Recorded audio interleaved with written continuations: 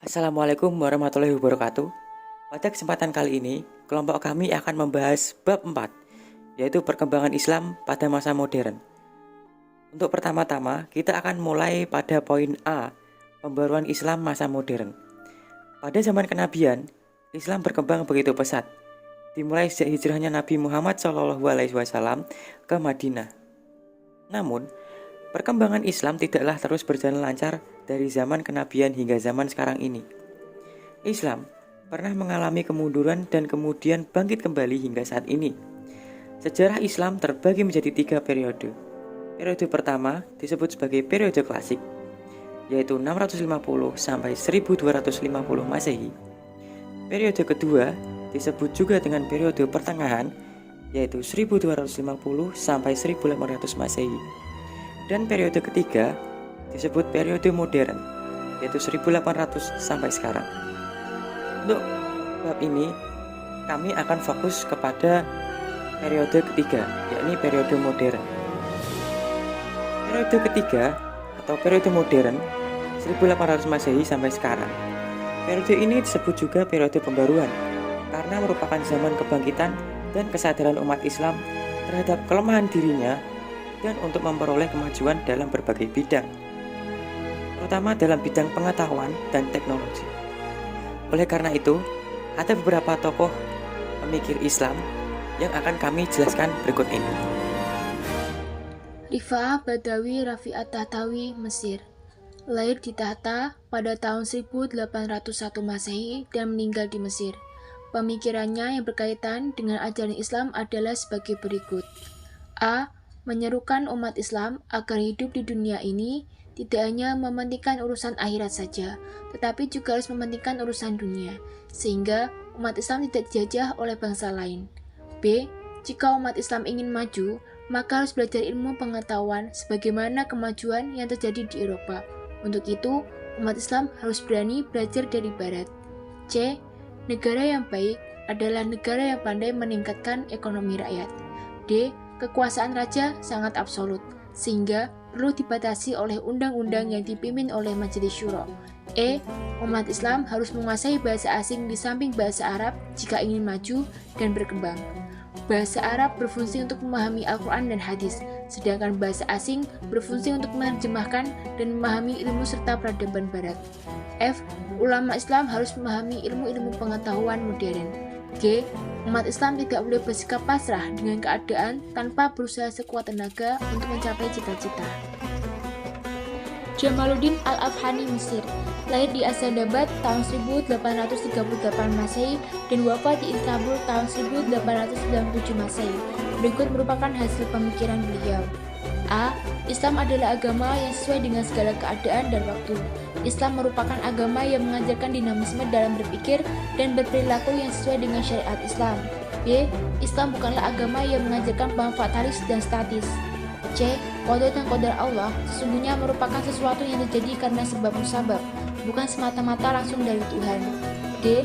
Lemahnya persaudaraan di kalangan umat Islam juga menyebabkan kemunduran bagi umat Islam, dari kalangan awam sampai ulama hingga raja tidak ada lagi rasa persaudaraan, sehingga umat Islam lemah dan tidak memiliki kekuatan untuk maju bersama. E. Sistem pemerintahan autokrasi harus diganti dengan demokrasi yang berdasarkan musyawarah. F. Umat Islam di setiap negara harus membangun semangat nasionalisme dan internasionalisme agar umat Islam dapat bersatu. Hanya dengan persatuan umat Islam, Islam dapat berkembang dan maju. Tanpa persatuan tersebut, mustahil kemajuan dapat diraih.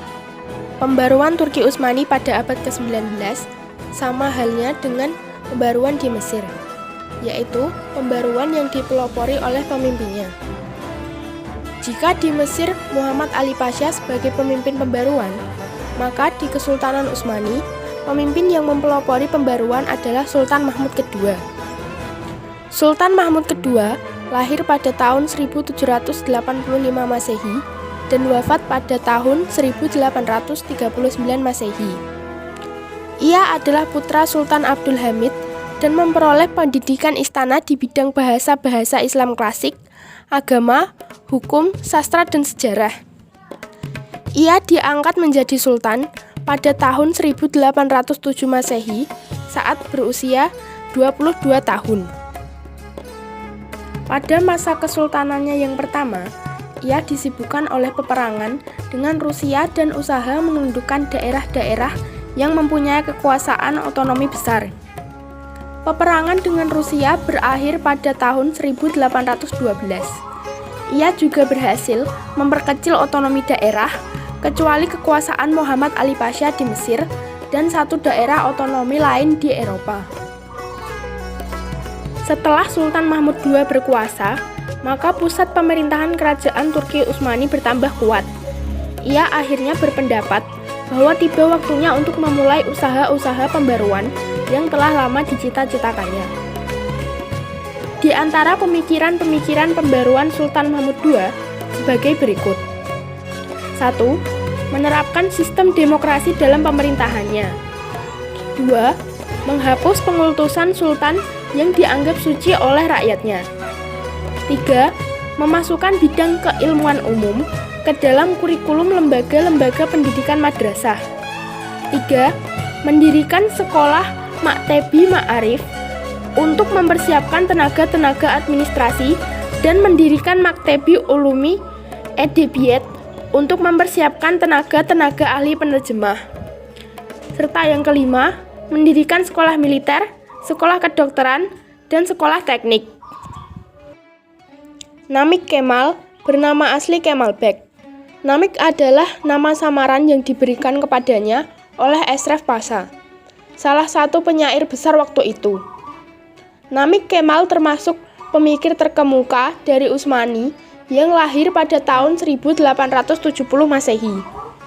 Ayahnya Mustafa Asim Bey adalah kepala penasehat untuk Sultan Abdul Hamid II, tokoh terkemuka yang menduduki posisi penting seperti wazir agung. Orang tuanya menyediakan pendidikan di rumah. Di samping pelajaran bahasa Arab dan Persia, ia juga diajarkan bahasa Perancis.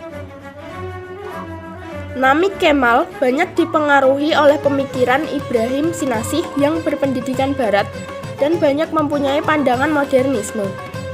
Namik mempunyai jiwa Islami yang tinggi, sehingga walaupun ia mendapat pengaruh pemikiran barat, namun masih menjunjung tinggi moral Islam dalam ide-ide pembaruannya.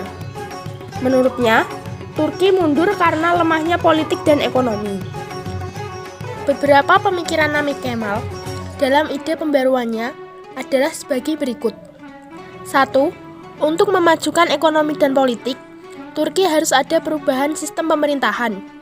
2. Penguasa harus menjunjung tinggi kepentingan rakyat sehingga terbentuk pemerintahan yang ideal. 3. Menurutnya, pemerintahan demokrasi tidak bertentangan dengan Islam, sebagaimana negara Islam dibentuk dan dipimpin oleh 4 khalifah besar. 4.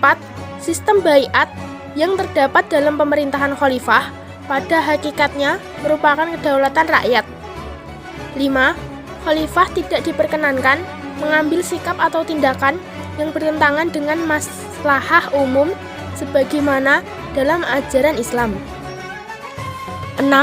Musyawarah dasar penting dalam soal pemerintahan dalam Islam. 7. Pembuat hukum dalam Islam adalah kaum ulama dan pelaksananya adalah pemerintah. Sir Syahid Ahmad Khan lahir di Delhi, India. Beliau adalah pembaru yang produktif dengan berbagai karya diantaranya Tarikhi Sarkasi Bignor, berisi catatan kronologis pemberontakan di Bignor.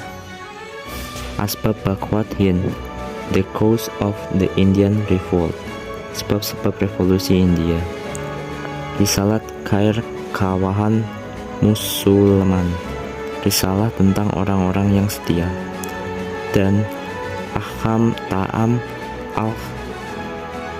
Al-Kitab, hukum memakan makanan Al-Kitab. Selain itu, beliau juga mendirikan sekolah di Inggris. Muhammad Iqbal berasal dari Punjab, India. Beliau menulis buku The Reconstruction of Religious Truth in Islam yang merupakan hasil dari ceramah-ceramahannya di beberapa universitas di India.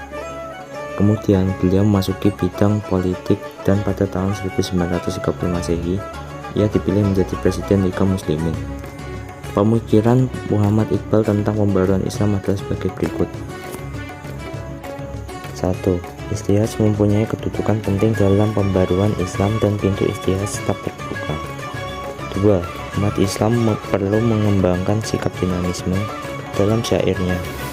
Ia mendorong umat Islam untuk bergerak dan jangan tinggal diam. 3. Kemunduran umat Islam disebabkan oleh kebekuan dan kejumudan dalam berpikir. 4. Hukum Islam tidak bersifat statis tetapi dapat dikembangkan sesuai perkembangan zaman. 5. Umat Islam harus menguasai sains dan teknologi yang dimiliki Barat. 6.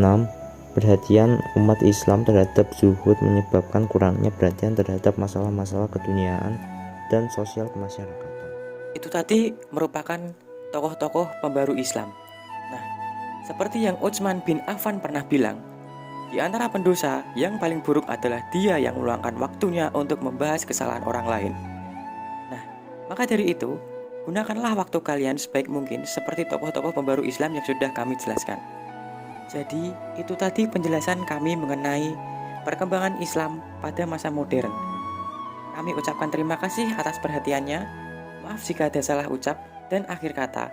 Wassalamualaikum warahmatullahi wabarakatuh.